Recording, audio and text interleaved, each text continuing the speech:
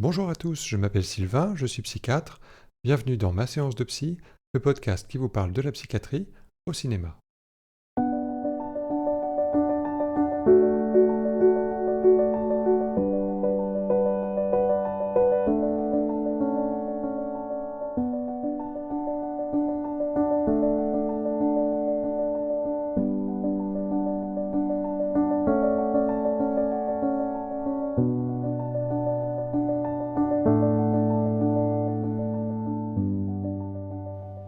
Vous écoutez l'épisode 8. Aujourd'hui, nous allons parler d'alcool avec le film Drunk.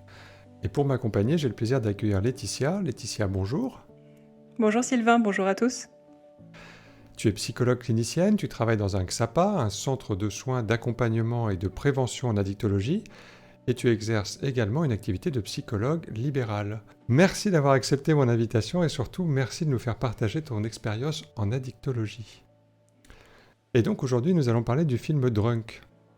Film dano-suédo-néerlandais de 115 minutes réalisé par Thomas Winterberg et sorti en 2020 avec au casting Mads Mikkelsen, Thomas Bo Larsen, Magnus Millang et Lars Ranthe. Alors, pour ceux qui n'ont pas vu le film, il est encore disponible sur Netflix.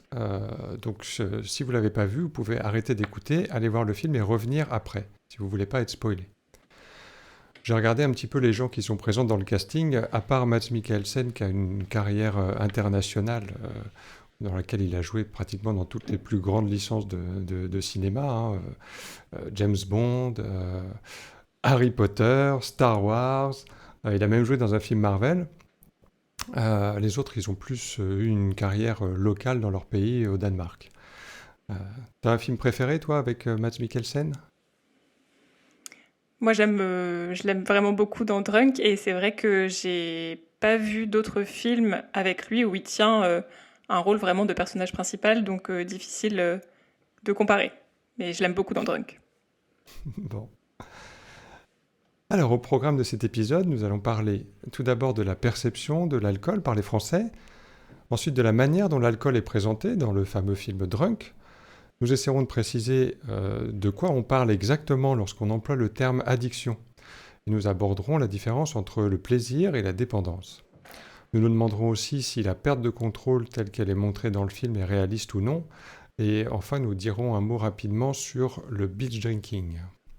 Ok, alors, qu'est-ce qu'on va pouvoir mettre comme intitulé ? Étude de l'hypothèse de Finn Skårderud, selon laquelle il manquerait à l'homme 0,5 g d'alcool par litre de sang. Bien, et ensuite on décrit l'expérience qu'on va faire. Donc, consommation quotidienne d'alcool en maintenant un taux d'alcoolémie de 0,5 g par litre. Afin de pouvoir observer les répercussions Voilà. psychologiques, verbomotrices et psychorhétoriques que cela peut provoquer. Nous étudierons également l'éventuelle augmentation des performances sociales et professionnelles. Mais avant de commencer, je voudrais quand même rappeler quelques chiffres tirés d'un rapport de l'Observatoire français des drogues et des tendances addictives. En 2019, il y avait en France 43 millions d'usagers d'alcool dans l'année, c'est-à-dire environ presque 2 tiers de la population. Et parmi eux, 9 millions d'usagers réguliers, c'est-à-dire qui consomment au moins 3 fois par semaine, et 5 millions d'usagers quotidiens, ce qui est quand même beaucoup. Si la consommation est plus ponctuelle de nos jours, elle est plus importante en quantité, en particulier chez les jeunes. Il faut savoir qu'aujourd'hui, la France est au 4e rang européen de la consommation d'alcool et que l'alcool reste la première cause évitable de mortalité avant 30 ans. Qu'est-ce que tu penses de ces chiffres, toi, Laetitia ? C'est vrai que ces chiffres sont assez représentatifs de l'exposition à l'alcool, de manière assez précoce dans nos sociétés et cultures occidentales. Il donne une idée en fait de son omniprésence dans nos vies et de l'importante proportion de consommateurs aussi. Le produit alcool, c'est vrai qu'il est accessible partout, tout le temps. Il est médiatisé, que ce soit dans les pubs, les films, les affiches publicitaires. Il est souvent encouragé même, car rattaché à chaque occasion festive collective, au partage et à la sociabilité. Alors on va continuer un peu avec les chiffres, parce que je voudrais partager aussi avec vous des statistiques de Santé publique France sur justement la perception de l'alcool par les Français. Il faut savoir qu'en 2020, 20% des Français pensent que l'alcool est bon pour la santé. En 2017, un Français sur deux pense qu'offrir de l'alcool ou en boire fait partie des règles de savoir-vivre. Et enfin, 50% des Français pensent également que les fêtes sont plus réussies lorsqu'il y a de l'alcool. L'alcool est aussi perçu comme un soutien puisque 20% des personnes interrogées citent l'aide que leur apporte l'alcool quand ils se sentent déprimés ou nerveux. Est-ce que ça correspond à des choses que toi tu peux entendre en consultation ? Oui et non. Oui, parce que l'alcool est effectivement associé, comme je le disais, à la fête, à la convivialité. Il est même difficile pour la plupart des gens d'imaginer passer une soirée entre amis, un anniversaire ou un Noël sans alcool, parce que ce produit fait partie intégrante des moments importants de nos vies. On trouve aussi ces idées-là chez les jeunes, comme quoi une fête sans alcool ne serait pas forcément aussi joyeuse ou marrante, enfin que ce serait forcément plus ennuyeux. Et oui, les personnes font souvent le lien avec leurs émotions et l'aide que peut apporter l'alcool au niveau de leur régulation. L'alcool est parfois perçu comme une automédication, comme un anxiolytique. Ils vont pouvoir dire que ça les apaise, que ça aide à supporter la tristesse ou encore à éteindre leur colère. Mon rôle, ce sera de les aider à une meilleure gestion des émotions, mais sans l'alcool. Comprendre leur fonctionnement et trouver des stratégies différentes pour mieux vivre avec elles. Et non, bon, petit bémol, parce que quand même, ça ne se passe pas toujours comme ça. Et c'est parfois compliqué de voir ce que peuvent amener les consommations d'alcool. Dans les discours des patients, certains peuvent banaliser ou minimiser leur consommation et l'impact de celle-ci. Il y a beaucoup de déni. Les personnes n'ont pas forcément encore conscience des problèmes de leur usage. Elles ne sont pas encore prêtes pour travailler sur les fonctions du produit ou n'en ont tout simplement pas envie. Bien. Qu'est-ce qu'on écrit ? Deuxième partie. Le taux d'alcoolémie personnalisé. Au moyen d'une consommation quotidienne d'alcool, nous allons rechercher un taux d'alcoolémie personnalisé, dans le seul but d'optimiser les performances sociales et professionnelles. Nous entendons ainsi démontrer l'impact psychologique et les conséquences psychorhétoriques que cela peut engendrer. Voilà. Qui commence ? Alors parlons un peu du film maintenant. J'aimerais bien qu'on s'attarde sur la façon dont est présenté l'alcool. Je te laisse peut-être la parole en premier, Laetitia. Quel est ton avis sur cet aspect-là spécifiquement dans le film ? Le film est intéressant car sous couvert de donner une image un peu légère à l'alcool, notamment avec les séquences où il est associé chez les jeunes à des moments festifs et joyeux, ou sur le principe d'un banal pari entre amis, il vient nous questionner en exposant des usages perturbés de l'alcool. Si les fonctions positives de l'alcool sont quand même valorisées, par exemple la désinhibition, le surplus de confiance et d'assurance, ou encore l'effet anxiolytique dont je parlais tout à l'heure, les conséquences négatives des consommations sont mises en avant et sont loin d'être banalisées. En fait, les fonctions positives sont surtout présentes dans la première moitié du film. Faussement protégé par cette idée de consommation contrôlée, le personnage de Mads Mikkelsen ressent les bénéfices de l'alcool comme une vraie révélation. Comme si ce produit pouvait lui amener ce dont il pensait manquer jusqu'alors. Plus d'autorité, une meilleure image de lui, une autre énergie, etc.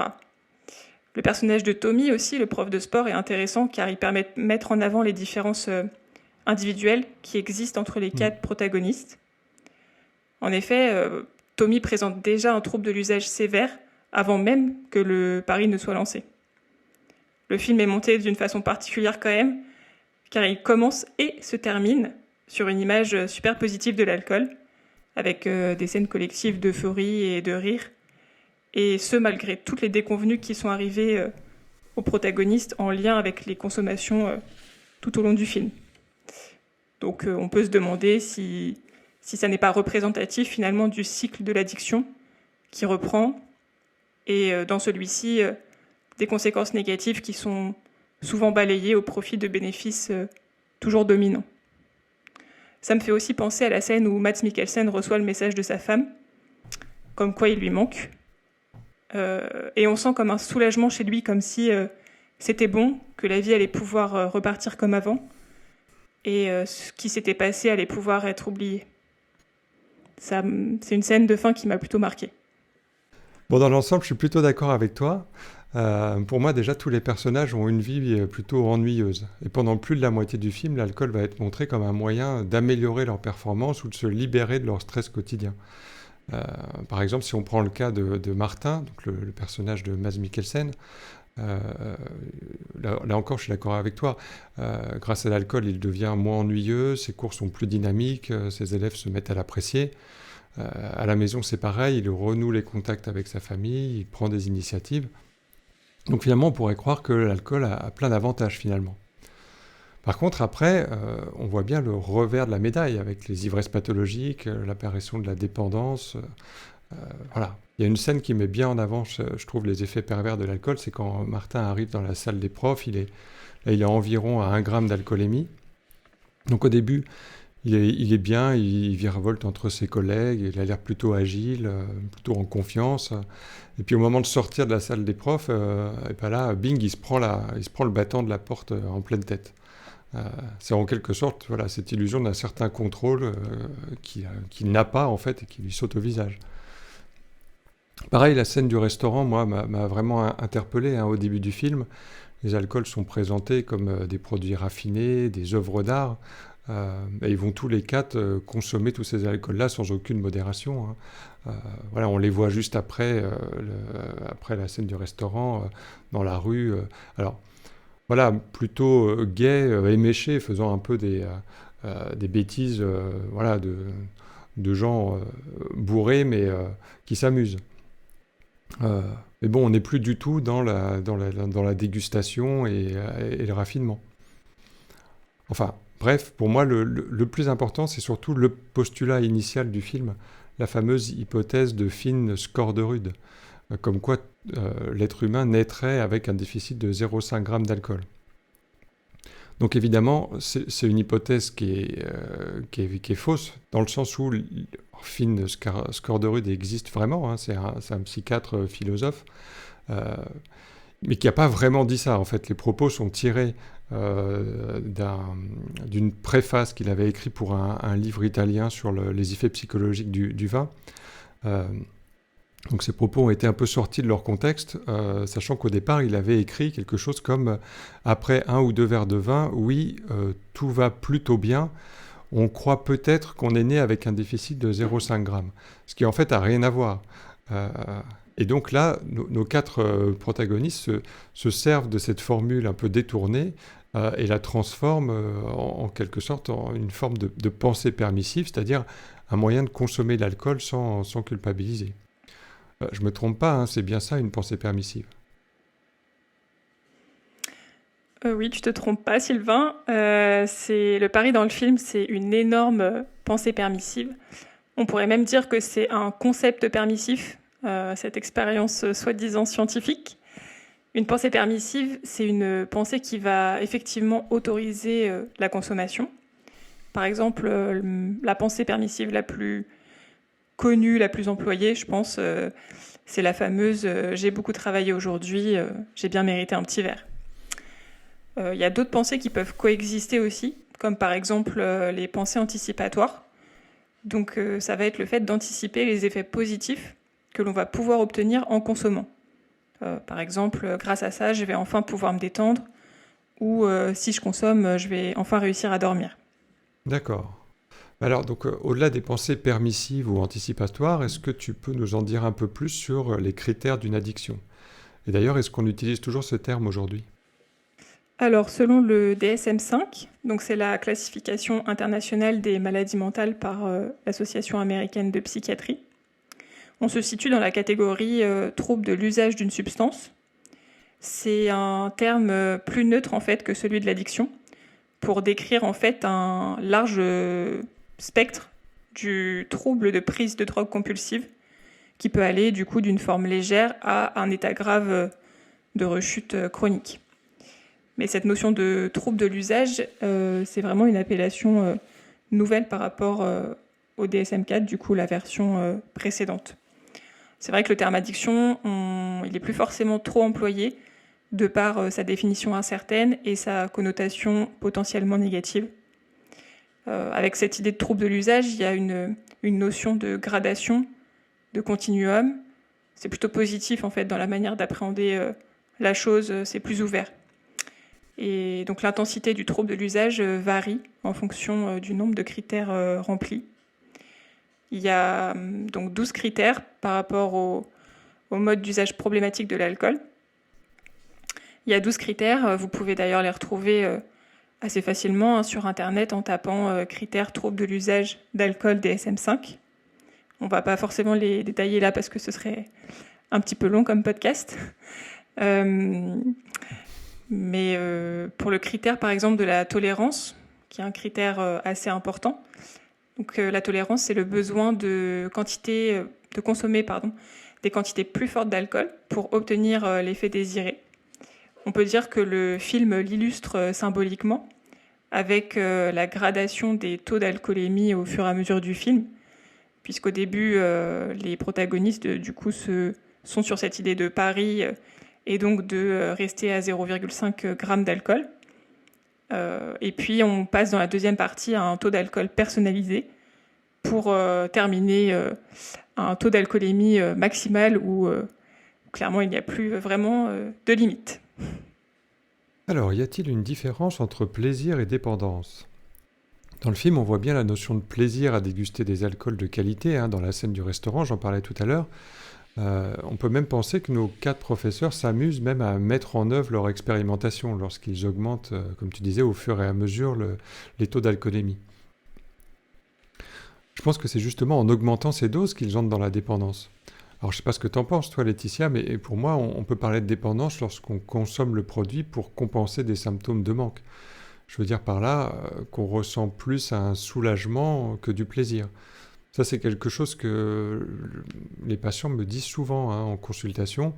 C'est-à-dire que, pour parler de l'alcool, quand certains boivent de l'alcool, ils me disent, voilà, je me sens mieux une fois que j'ai bu de l'alcool.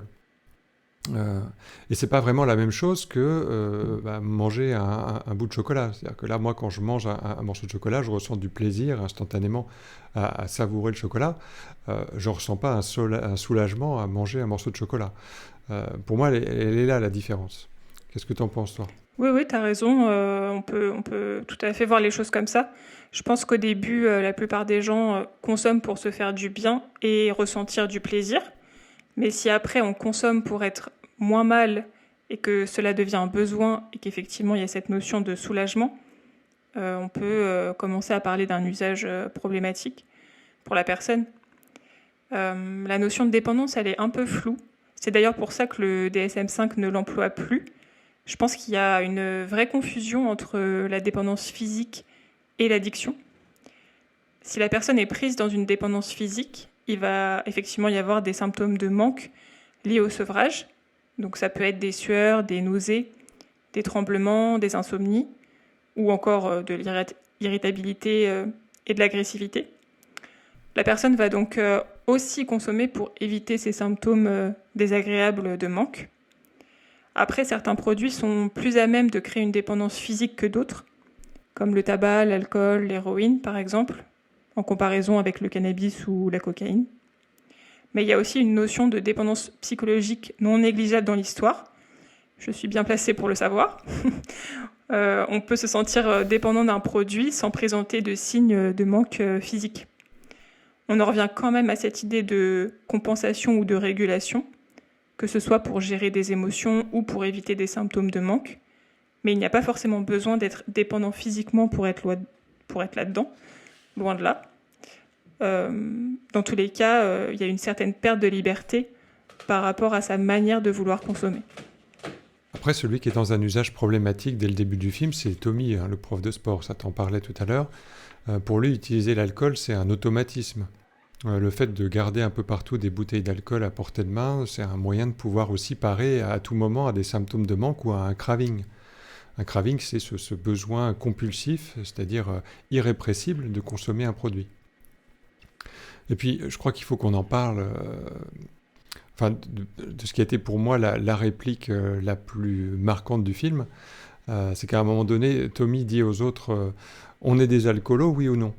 Un peu comme s'il voulait associer ses camarades à sa problématique. Et là, je crois que c'est Nicolas qui lui répond on n'est pas des alcoolos, L'alcoolo, lui, il contrôle rien. Faut assumer, on est des alcoolos, oui. On n'est mais- pas des alcoolos. Ok. Qu'est-ce que tu fais? Tu vois, dans notre cas, nous, on boit seulement quand on décide de boire. L'alcoolo, lui, il contrôle rien. Ouais, parfaitement. Donc finalement, est-ce que d'avoir l'illusion du contrôle, c'est pas déjà être dans la dépendance? J'aimerais bien avoir ton avis là-dessus. Alors, l'illusion du contrôle et la dépendance. C'est intéressant comme formulation. Ce sont deux choses vraiment différentes pour moi. Pour illustrer, je peux par exemple parler de plusieurs patients qui vont avoir un mode de consommation épisodique, c'est-à-dire qu'ils vont s'alcooliser de manière très importante, vraiment dans l'excès, sur de courtes périodes, pouvant aller de plusieurs heures à plusieurs jours, et puis être de nouveau dans des périodes d'abstinence totale. Ces personnes-là vont justement être dans l'illusion du contrôle. C'est des personnes qui vont souvent me dire, par exemple, je peux arrêter quand je veux, je le fais souvent, donc si je peux ne plus consommer, c'est que je gère. Ils pensent qu'ils contrôlent car ils ne se sentent pas dépendants du produit et ne présentent pas forcément de symptômes de manque physique. Donc, pas vraiment d'addiction, car comme je le disais plus haut, il y a quand même une confusion entre la dépendance physique et l'addiction. Alors que pourtant, chez ces personnes-là, il existe quand même bel et bien un trouble de l'usage. Taux d'alcoolémie maximal. Allons-y. Expérience, on décide de s'approcher d'un niveau maximum d'alcool dans le sang afin d'être en capacité d'observer les conséquences psychologiques de la désinhibition. L'expérience est menée uniquement dans la sphère privée afin de contourner toute interférence négative provenant du monde extérieur. Alors l'expérience finit par déraper, ils finissent tous un soir en état d'ivresse aiguë. Martin fait un coma éthylique dans la rue. Nicolas, lui, a un état neurologique tellement altéré qu'il perd ses urines dans son lit. Donc ce dérapage pose évidemment la question de la perte totale de contrôle. Pour moi, elle est assez clairement montrée dans le film par l'augmentation des taux d'alcoolémie à chaque étape de l'expérience. Donc quand ils veulent tenter le taux d'alcool maximal, déjà là, ça n'a plus aucun sens. D'ailleurs, on voit Martin qui dit qu'il arrête l'expérience, et puis finalement, il cède à la tentation quand il voit le verre d'alcool posé sur la table, et il finit par rejoindre ses camarades. Je pense que c'est sûrement lui, d'ailleurs, le plus vulnérable par rapport à l'alcool. Parce qu'au départ, c'est lui qui incite les autres à démarrer l'expérience. Et à la fin, on se rend compte que finalement, qu'il ait une bonne nouvelle ou qu'il ait une contrariété, donc la contrariété, évidemment, c'est la mort de Tommy à la fin du film. La bonne nouvelle, c'est quand sa relation de couple qui s'était complètement dégradée avec l'alcool semble se reconstruire. Bon voilà, que ce soit l'un ou l'autre, de toute façon, tous les prétextes sont bons pour consommer. Effectivement, le film se termine par une métaphore à peine masquée. Quand on voit Martin plonger dans le porc, en fait, c'est comme s'il replongeait dans l'alcool. Donc finalement, on peut se demander si la rechute ne fait pas intégralement partie de l'usage problématique d'alcool. Je veux dire par là, est-ce que c'est pas un genre de cercle vicieux ? Alors, cercle vicieux, je sais pas, mais en tout cas, en addictologie, on dit souvent que ça fait partie du processus. Je sais pas si tu connais, sûrement d'ailleurs, ce schéma de Prochaska et Di Clemente qui s'appelle les stades du changement. Donc, il date de 1982, c'est pas tout récent, mais il est toujours pas mal utilisé. C'est un espèce de cercle, du coup, avec les différentes étapes du processus. Et la rechute, dans ce schéma-là, fait partie intégrante du schéma, en fait, à sa place à part entière dans le processus. D'ailleurs, maintenant, on ne va pas forcément parler de rechute, mais plutôt de reconsommation, car le terme est tout simplement moins péjoratif. C'est quelque chose qu'on aborde très rapidement avec la personne pour dédramatiser cette étape et éviter qu'il y ait trop de culpabilisation derrière. On rassure aussi sur le fait qu'on ne repart jamais de zéro, que les avancées et les efforts, ça ne s'efface pas avec la reconsommation. C'est une étape sur le chemin, ça ne signe pas l'échec de la prise en charge, loin de là. Chaque reconsommation peut être une expérience qui va aussi nous donner des infos et des clés pour continuer à mieux avancer. Vous êtes prêts ? 3, 2, 1, partez ! bière en faisant le tour du lac. Tous les concurrents doivent boire une bière à chaque banc.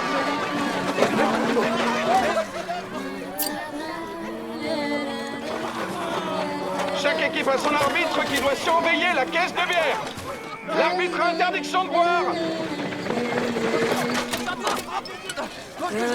Attention, si l'équipe vomit en même temps, on déduira 1 minute de son chrono à la fin. À l'arrivée, vous avez encore une dernière bière à boire. Le vainqueur aura une récompense. Alors, Drunk évoque évidemment la problématique de l'alcool chez les adultes, mais il attire aussi l'attention sur la consommation des jeunes. Ça commence par la séquence de binge drinking au début du film. Et ensuite, il y a un moment où Martin interroge aussi en classe un de ses élèves sur sa consommation d'alcool, la quantité d'alcool qu'il boit par semaine. Et puis enfin, il y a la fête étudiante après les résultats des examens. Donc pour reprendre le rapport de l'Observatoire français des drogues et des tendances addictives, parmi les élèves de classe de 3e, 64% ont déjà bu de l'alcool. Et un élève sur 6 a déjà connu un épisode d'ivresse aiguë. Est-ce que tu es d'accord avec ça? Et d'après ton expérience, où en sont les jeunes avec l'alcool aujourd'hui? Alors par rapport aux jeunes, c'est vrai que je n'en reçois pas trop en consultation parce qu'ils vont plutôt avoir tendance aux consommations ponctuelles massives lors de soirées. Donc ça peut rester caché des parents et des autres pendant assez longtemps. Du coup, c'est l'occasion de faire un petit aparté sur le binge drinking, qui consiste du coup à des alcoolisations ponctuelles importantes, avec une recherche d'ivresse qui va être intentionnelle sur un temps très court. Donc c'est un vrai phénomène qui est pas mal étudié depuis quelques années quand même maintenant. Si, pour ceux qui seraient intéressés du coup d'approfondir le sujet, il y a un livre de Pierre Morage qui s'intitule Le binge drinking chez les jeunes, une approche psychologique et neurocognitive. Et peut-être quelque chose de plus court et plus accessible. Il y a l'article de Hervé Martini. Et donc non, ce n'est pas une blague. Le monsieur s'appelle Martini. Donc l'article s'appelle Le binge drinking ou l'assommoir des jeunes. Et date de 2009. Et du coup, c'est un article assez intéressant dans lequel il parle du fait que les garçons sont plus représentés dans ce phénomène et que l'âge de bascule se trouve autour de 15 ans parce que c'est l'âge moyen de la première ivresse. Voilà, donc on peut parfois trouver dans ces premières conduites à risque les prémices d'un trouble de l'usage à l'alcool, souvent associé à un effet de facilitation sociale du coup. Alors peut-être avant de finir, j'aimerais bien qu'on donne une impression générale sur le film. Je vais peut-être commencer. Moi, j'ai passé plutôt un bon moment, bien que je trouve que l'alcool soit quand même la plupart du temps associé à un côté festif. Je mettrai à part le repas d'anniversaire au début du film, où là, Martin, il boit plutôt pour noyer sa tristesse. Après, l'idée de faire une expérience scientifique avec l'alcool, ça reste, à mon avis, et comme tu le disais aussi, une énorme pensée permissive qui justifie l'usage de l'alcool chez les personnages, qui pensent sincèrement que l'usage du produit va résoudre leurs problèmes existentiels. Enfin bon, moi je trouve que l'aspect sournois de la dépendance est quand même plutôt bien mis en évidence, tout comme la survenue de la rechute, qui est quand même un point essentiel de la dépendance, enfin en tout cas du cycle de reconsommation, comme tu disais. Le côté dramatique de la mort de Tommy, je trouve, est assez vite effacé par la célébration de la fête de fin d'année scolaire. Je trouve que le film se termine quand même par une grosse fête. Après, je ne connais pas très bien le rapport des Danois à l'alcool, mais je sais qu'en France, l'abus d'alcool, ça reste quand même un véritable problème de santé publique. À mon avis, le film aurait très bien pu s'arrêter après la mort de Tommy. Qu'est-ce que tu as pensé du film, toi ? Moi aussi, j'ai bien aimé ce film. Je trouve qu'il est bien rythmé, qu'on arrive bien à suivre les protagonistes tout le long, à comprendre leur évolution. Les personnages sont attachants, c'est vrai. On voit bien que s'ils font le même pari, les enjeux ne sont pas les mêmes pour chacun. En fonction de leur personnalité, de leurs difficultés de vie et de la fonction qu'ils vont donner aussi chacun à l'alcool, le résultat va être différent. C'était la première fois aussi que je voyais l'alcool filmé sous cet angle-là, dans un film, plutôt que uniquement sous l'angle alcoolisme chronique sévère, comme dans Betty ou Un sage en hiver, donc qui sont des vieux films, mais donc Il y a des très bons films. voilà, ça n'empêche pas. Et c'était vraiment intéressant de prendre cet angle-là un peu original. Bon, petite remarque sur le manque de personnages féminins quand même. Les 4 protagonistes principaux sont des hommes. Le jeune qui passe son examen que l'on invite à boire est un homme. Donc il faut croire qu'on n'en est pas encore là, mais la présence de femmes aurait pu être intéressante, complexifier un petit peu la chose. Mais je me dis que ça reflète aussi le tabou et la méconnaissance de l'alcoolisme féminin. Alors effectivement, merci d'attirer notre attention sur cette touche féminine qui manque dans le film. Effectivement, en préparant le podcast, je me suis rendu compte qu'en fait, un quart à un tiers des patients qui consultent en addictologie sont en fait des patientes. Est-ce que ça correspond à la réalité dans ta consultation ? Moi, j'avoue que j'ai jamais vraiment fait attention. Des gens qui viennent me consulter spécifiquement pour un problème d'addictologie, j'en ai pas des masses. L'addictologie, c'est plus une comorbidité, donc je ne saurais pas vraiment dire s'il y a plus d'hommes que de femmes. Mais alors, toi, peut-être que tu peux nous en dire plus. Moi, je dirais que c'est sûrement un petit tiers de la consultation, effectivement. Un petit tiers de la consultation en XAPA, du coup, en centre d'addictologie, je précise. D'accord. Je pense que la proportion est moindre encore en libéral.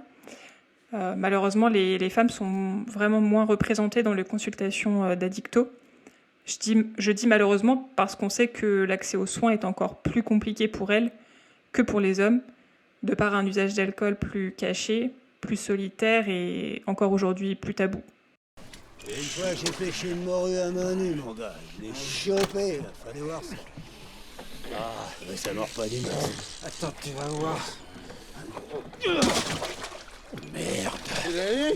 Ouais, presque. Je d'abord un crabe, et après j'attrape un morue avec. On respecte les règles de sécurité. Gilet de sauvetage, s'il vous plaît. Gilet de sauvetage. Quoi, il nage pas, le prof de gym? C'est quoi cette blague? Je vais pas mettre une nageur, je suis prof de gym. Oubliez la morue, on se barre en ville! Ouais! J'arrive! Quoi? Je te dis que j'arrive! Putain! Oh, ça y est, ça y reprend. Ah, ta gueule, fais chier! Viens! Alors, on arrive à la fin de ce podcast. Avant de conclure, je te propose qu'on fasse une recommandation en rapport avec le sujet d'aujourd'hui. Je vais commencer peut-être en parlant de... moi, je vais parler d'une application téléphonique. Une application téléphonique qui s'appelle Stop Alcool. J'aime bien le principe d'utiliser des apps comme ça. C'est en train de se démocratiser de plus en plus parce que aujourd'hui, de plus en plus de personnes utilisent leur téléphone portable, quasiment tout le monde, pour faire autre chose que téléphoner.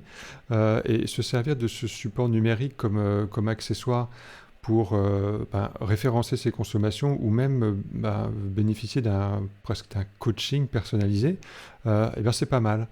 Donc cette application Stop Alcool, elle te permet, si tu veux, de pouvoir inscrire tous les jours ta consommation d'alcool, d'avoir une traçabilité sur cette consommation et éventuellement de te fixer des objectifs à atteindre.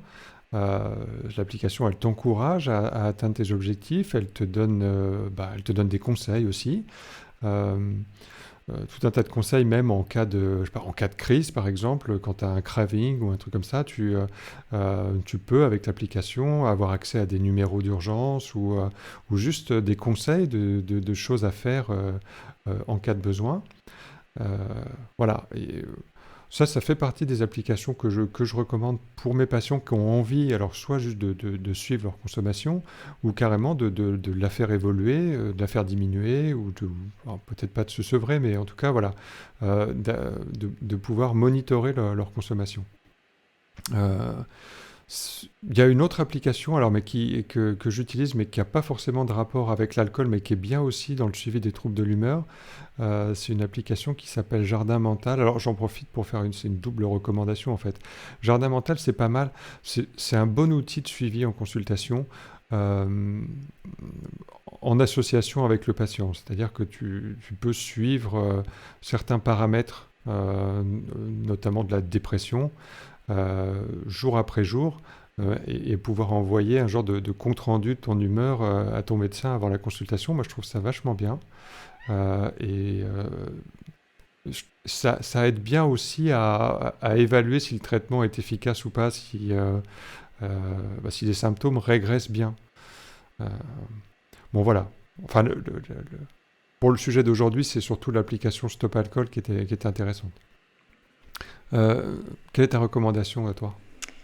Déjà, je trouve que ce que tu as dit, c'est des bonnes recommandations dans le sens où, la première chose, c'est le côté pratique du téléphone, dans le sens où on l'a toujours quand même sur nous, contrairement au carnet et au stylo qu'il faut trouver pour noter un petit peu les consos, les émotions. Mais ça marche aussi. Ça marche aussi. Moi, le carnet et le stylo, ça marche aussi. Je prône le carnet et le stylo, mais le téléphone, c'est vrai que c'est peut-être plus sûr. Et il y a un côté aussi continuité qui est intéressant parce que c'est vrai qu'entre deux consultations, c'est parfois compliqué de se rappeler les consommations et les états d'humeur qui nous ont traversés entre-temps. Donc, je trouve que c'est intéressant. Moi, c'est aussi ma recommandation, elle va porter sur le site drogueinfoservice.fr. Alors, c'est un site qui est vraiment bien fait. Si jamais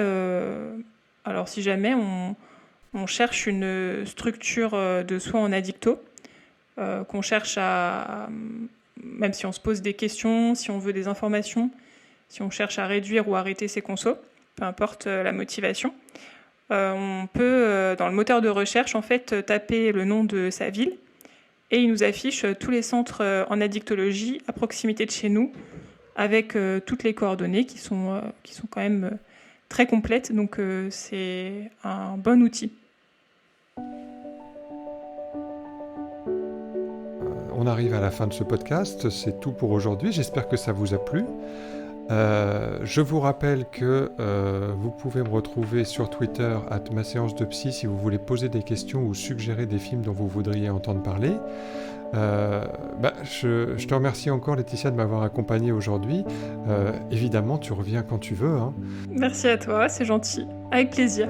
Quant à moi, je vous dis à très bientôt et d'ici là, je vous souhaite plein de belles séances de cinéma. Salut Laetitia. À bientôt. Salut à tous.